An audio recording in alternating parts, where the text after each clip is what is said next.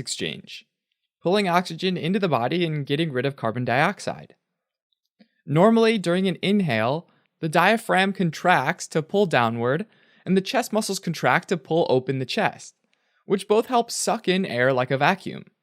And then during an exhale, the muscles relax, allowing the lungs to spring back to their normal size, which pushes air out. When you breathe in, air flows through the nostrils and enters the nasal cavity, which is lined by cells that release mucus. That mucus is salty, sticky, and has lysozymes, which are enzymes that help kill bacteria. Nose hairs at the entrance of the nasal cavity get coated with that mucus and are able to trap large particles of dust and pollen as well as bacteria, forming tiny clumps of boogers. The nasal cavity is connected to 4 sinuses, which are air-filled spaces inside the bones that surround the nose, called the paranasal sinuses. There's the frontal, ethmoid, sphenoid, and maxillary sinus. Those sinuses help the inspired air to circulate for a bit so it has time to get warm and moist. They also act like tiny echo chambers that help amplify the sound of your voice. And this is why you sound so different when you plug your nose, or if they get clogged with mucus during a cold. So that relatively clean, warm, and moist air goes from the nasal cavity into the pharynx, or throat. The region connecting the two is called the nasopharynx, and the part connecting the pharynx to the oral cavity is called the oropharynx. The soft palate, which is the softer portion of the roof of your mouth behind the hard palate, which is the part you can feel with your tongue, and the pendulum-like uvula hanging at its end move together to form a flap or valve that closes the nasopharynx off when you eat to prevent food from going up into the nasopharynx. Finally, there's the laryngopharynx, the part of the pharynx that's continuous with the larynx, or the voice box.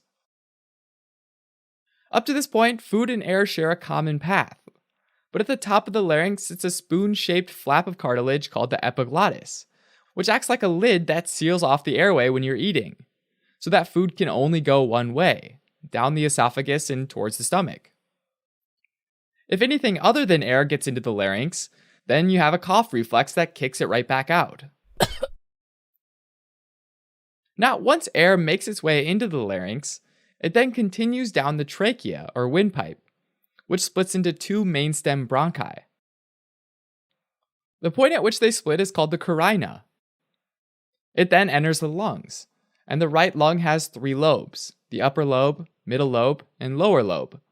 The left lung just has 2 lobes, the upper lobe and the lower lobe. The right mainstem bronchus is wider and more vertical than the left, which is why if you accidentally inhale something big that can't get coughed up, like a peanut, it's more likely to go into the right lung than the left. The mainstem bronchi then divide into smaller and smaller bronchi. The trachea and the first 3 generations of bronchi are all pretty wide and use cartilage rings for support. Now, taking a look at a cross-sectional chunk of this trachea, there's also a layer of smooth muscle, which has nerves of the autonomic nervous system in it. The autonomic nervous system is made up of 2 basic types of nerves. Sympathetic nerves, which are involved in fight or flight mode, like running from a turkey, and parasympathetic nerves, which are involved in the rest and digest mode, like eating ice cream on the beach. Smooth muscle along the trachea and the first few branches of bronchi have beta-2 adrenergic receptors. Going back to that turkey, when you're running, the sympathetic nerves stimulate those beta-2 adrenergic receptors, and this increases the diameter of the airways, allowing more air to get in. But those same airways also have muscarinic receptors, which can get stimulated by parasympathetic nerves, causing a decrease in the diameter of the airways. The large airways are lined mostly by ciliated columnar cells and a handful of goblet cells, which get their name from looking like a wine goblet, and these guys secrete mucus. That mucus helps trap particles, and then the ciliated columnar cells beat rhythmically to move the mucus and any trapped particles from the air towards the pharynx, where they can either be spit out or swallowed. This mechanism is known as the mucociliary escalator. After the first 3 generations of bronchi, though, the airways get more narrow, called bronchioles, meaning little bronchi, and these can stay open without the need for cartilage. Air is conducted through smaller and smaller bronchioles for about 15 to 20 generations, and collectively these are known as conducting bronchioles. These conducting bronchioles receive oxygenated blood from the bronchial arteries. The walls of those conducting bronchioles are also lined by ciliated columnar cells and mucus-secreting goblet cells, as well as a new type of cell called a club cell. These club cells secrete glycosaminoglycans, which protect the bronchiolar epithelium. These guys can also transform into ciliated columnar cells, so they help regenerate and replace damaged cells if needed. Now, all these cells of the bronchioles receive oxygenated blood from the bronchial arteries of the systemic circulation, which is important to keep in mind for later.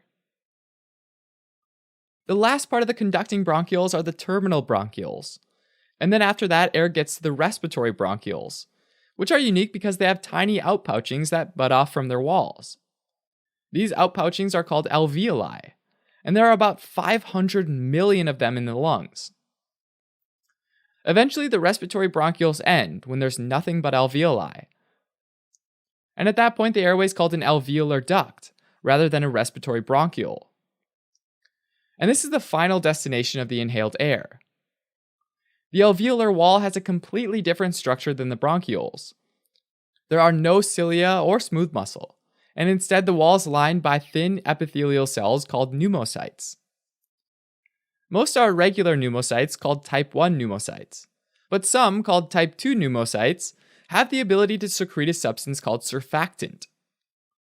Surfactant helps decrease the surface tension within the alveoli and therefore helps keep them open.